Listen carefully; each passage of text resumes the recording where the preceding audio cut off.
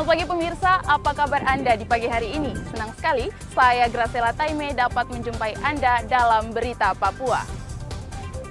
Sejumlah berita menarik dan teraktual telah berhasil dirangkum tim redaksi kami. Berikut 3 berita utama hari ini.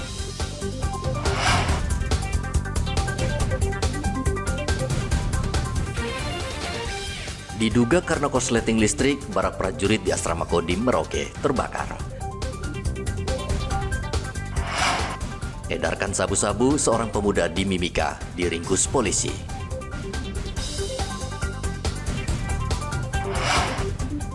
Pasokan dari peternak minim, harga telur di Merauke terus melonjak.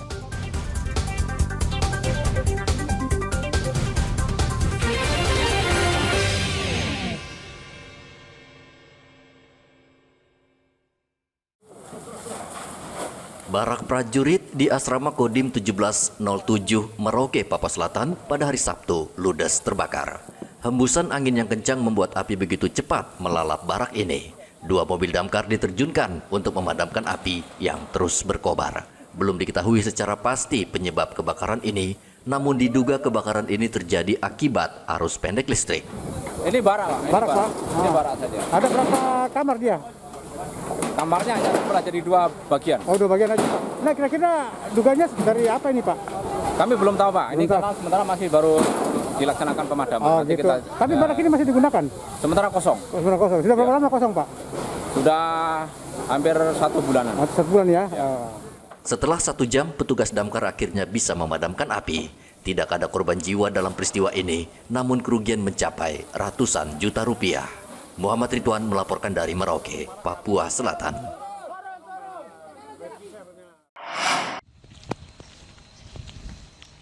Seorang pemuda bernama Rustam ditangkap Satres Narkoba Polres Mimika di perumahan Kamoro, Mimika, Papua Tengah pada hari Jumat.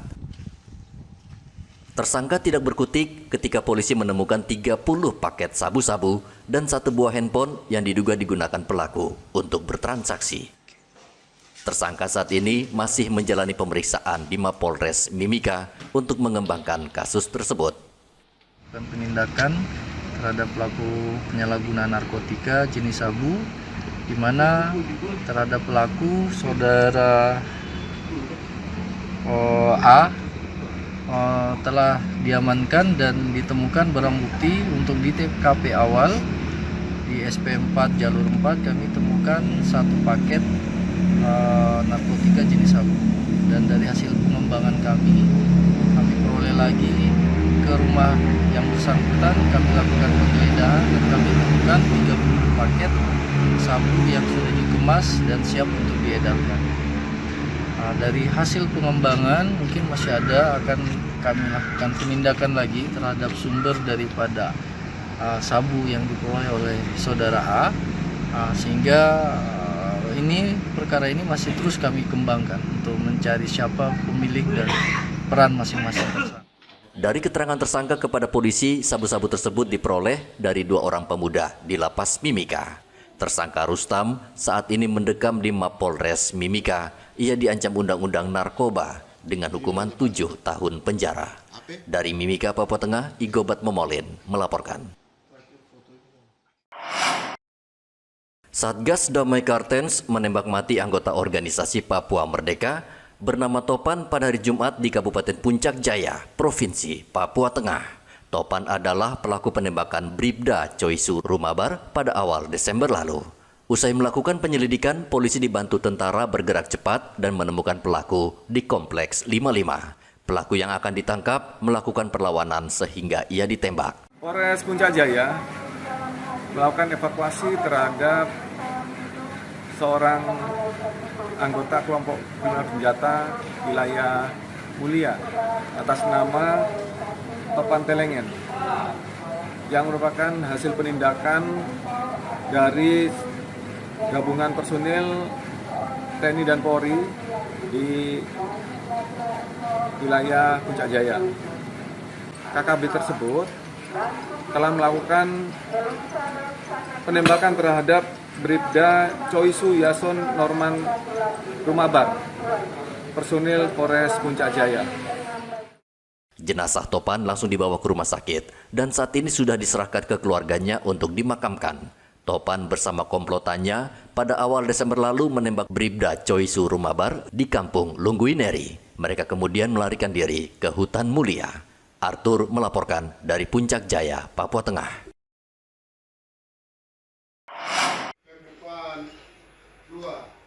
Situasi di Kabupaten Puncak, Provinsi Papua Tengah belum aman, sehingga pelantikan anggota DPRD terpaksa dipindahkan ke Kabupaten Mimika.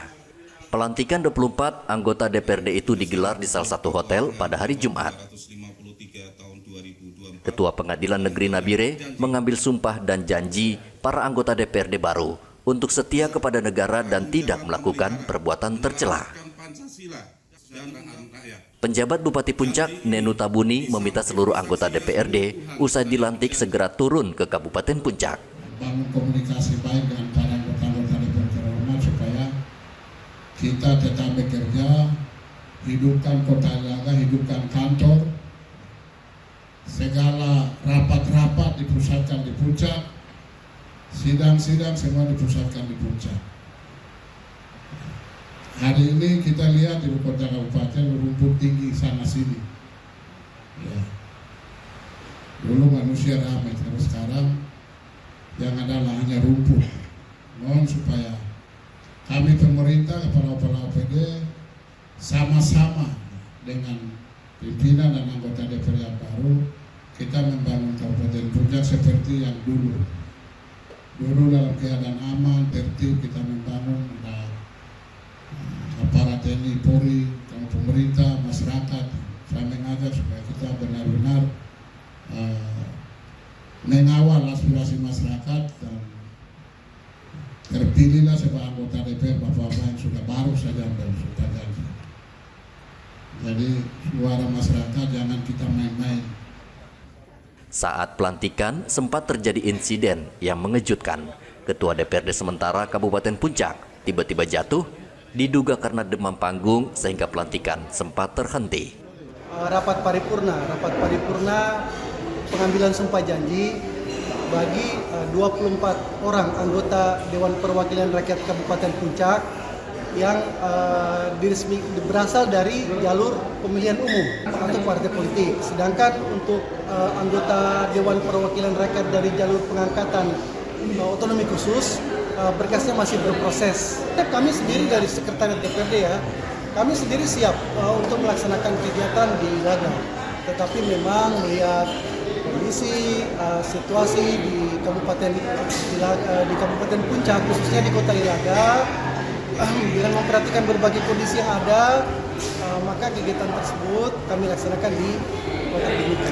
Pengambilan sumpah dan janji sebanyak 24 orang.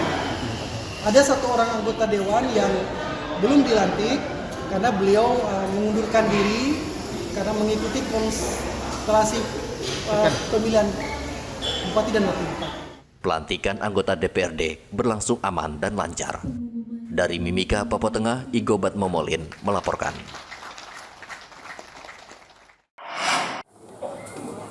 Jelang Hari Raya Natal, harga telur di Merauke, Papua Selatan terus naik. Bahkan sudah mulai sulit didapat di pasaran karena pasokan berkurang. Sebelumnya harga telur berkisar Rp40.000 per satu rak. Kini harganya mencapai Rp110.000 per satu rak. Bahkan untuk ukuran yang besar, harganya bisa mencapai Rp120.000 per satu rak. Pedagang telur di Pasar Wamanggu saat ini juga jarang menjual telur dalam kemasan satu rak. Mereka menjual secara eceran dengan harga Rp10.000 untuk 3 butir. Untuk sekarang ini harga telurnya dijual berapa sekarang per rak ini? Per rak ada 110, ada 120. Yang tadinya harga berapa itu Pak? Paling dulu harga berapa? 80, 75. 75 ya? Itu kalau untuk eceran dijual berapa sekarang? 30.000. 30.000. Kalau satu biji paling berapa? Ada 4.000. 4.000 ya? Itu masih kosong telurnya Pak ya? Iya, masih kurang-kurang. Salah satu penyebab harga telur naik karena banyak peternak ayam telur yang mengalami afker atau tidak bisa berproduksi lagi. Rencananya pedagang akan mendatangkan telur dari Surabaya, namun hingga 10 hari menjelang Natal, telur dari Surabaya belum tiba. Muhammad Ridwan melaporkan dari Merauke, Papua Selatan.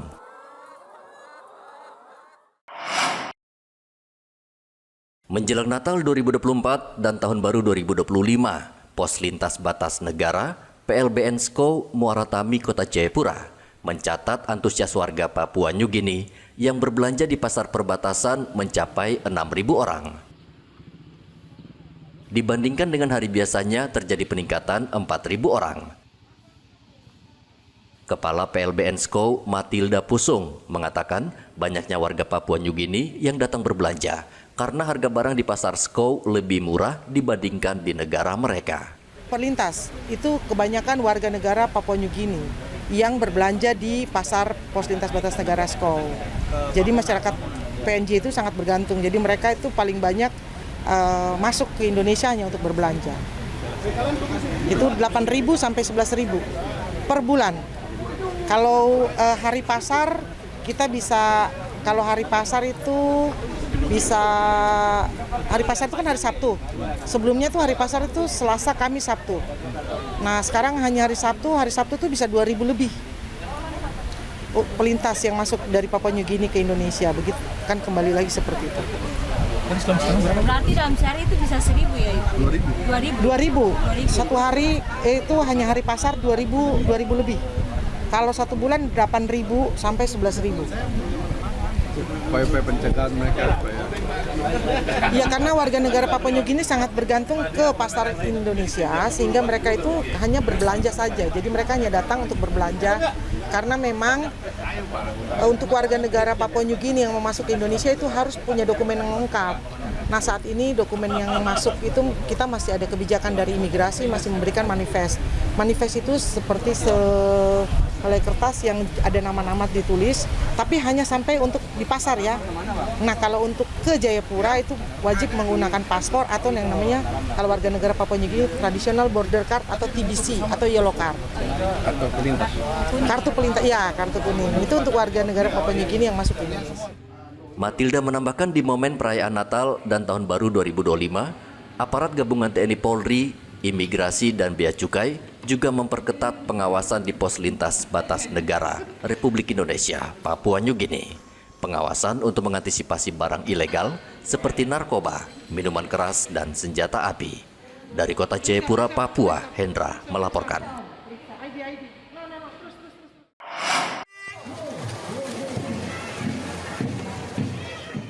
Menjaring bibit atlet renang berbakat di wilayah Papua, TNI Lantamal 10 Jayapura menggelar perlombaan renang yang berlangsung di perairan Dok 2 Jayapura. 189 peserta ikut dalam lomba renang dengan jarak 3.000 meter. Peserta yang mendaftar tak hanya dari lokal, namun ada juga yang berasal dari Surabaya, Manado, dan Bandung. Di awal di start tadi bahwa ini dalam rangka Hari Armada, tepatnya 5 Desember, kemudian rangkaiannya adalah Open Water Swimming dalam rangka Panglima Farmada di Jakarta. Kita ketahui bersama jumlahnya 184, 3 kategori. Namun kemudian lebih besar lagi adalah untuk menjaring atlet-atlet muda. Ini dalam cabang olahraga selam, ya. Kalau fin swimming dalam cabang anaknya olahraga selam, seperti kita ketahui bersama di sini sangat potensial. Ya tadi kita lihat bahkan pesertanya di luar Papua juga banyak. Mudah-mudahan ke depan jadi kalender tahunan. Ya, karena ini Dok 2 ini pantainya sangat indah sekali dan sangat tepat untuk menjadikan event-event ini. Atlet renang yang juara akan langsung masuk dalam seleksi PON. Arthur melaporkan dari Kota Jayapura, Papua. Sebanyak 50 pelaku UMKM di Merauke, Papua Selatan mengikuti pelatihan terkait UMKM yang diselenggarakan Kementerian Ekonomi Kreatif di Merauke pada hari Sabtu. Pelatihan ini berlangsung selama 3 hari. Pengusaha mengaku mendapatkan berbagai ilmu dan pengalaman karena di pelatihan ini peserta diajari berbagai hal untuk meningkatkan kreativitas, peningkatan produksi, termasuk tata cara pemasaran. Dan tentunya ini kegiatan sangat bermanfaat. Yang tadinya kami di daerah tidak tahu informasinya apa, bagaimana kami mengembangkan bisnis kami, usaha kami, dan alhamdulillah dengan kegiatan ini kita jadi terbuka. Banyak ilmu coach-coach hebat yang didatangkan oleh kementerian, sehingga kami yang berada di daerah timur Indonesia ini sangat mendapatkan insight yang luar biasa, sehingga membantu kami dalam mengembangkan usaha. Yang saya dapat adalah bahwa ternyata potensi kuliner di Provinsi Papua Selatan itu masih sangat besar. Hanya saja kami dan teman-teman UMKM ini belum bisa menghitung target market pasar. Alhamdulillah kemarin sudah diajarkan sama mentor-mentor yang luar biasa, dan itu adalah ilmu yang sangat bermanfaat untuk kami. Ini dalam membina UMKM-nya supaya naik kelas dengan sentuhan-sentuhan ekonomi kreatif. Nah, tentu tantangan tentu ada. Disinilah kehadiran kami. Kementerian baru dibentuk oleh Presiden Prabowo baru berapa hari, Bu? 52 hari, tetapi kami diminta untuk mendukung juga masyarakat yang tinggal di sekitar kawasan food estate. Salah satunya adalah untuk mengembangkan industri kreatifnya. Nah, disinilah kami hadir, kami akan berkolaborasi. Ini bukan acara yang pertama, kita ingin program-program yang dilakukan oleh Kementerian Ekonomi Kreatif dan juga Dinas Pariwisata dan Ekonomi Kreatif provinsi dan juga kabupaten itu juga bisa membuat program-program yang sustain. Jadi tantangan-tantangan yang dihadapi, apakah itu kaitannya dengan HKI, kekayaan intelektual, kemudian kaitannya akses pendanaan, kaitannya juga akses ke pasar, inilah yang menjadi kerja bareng kita untuk mendukung masyarakat di Merauke, khususnya juga di Papua Selatan. Pertumbuhan UMKM di Merauke, Papua Selatan saat ini terbilang cukup pesat. Masalah utama yang dihadapi oleh pengusaha UMKM adalah pemasaran produk yang butuh bantuan berbagai pihak, termasuk pemerintah pusat dan daerah. Muhammad Ridwan melaporkan dari Merauke, Papua Selatan.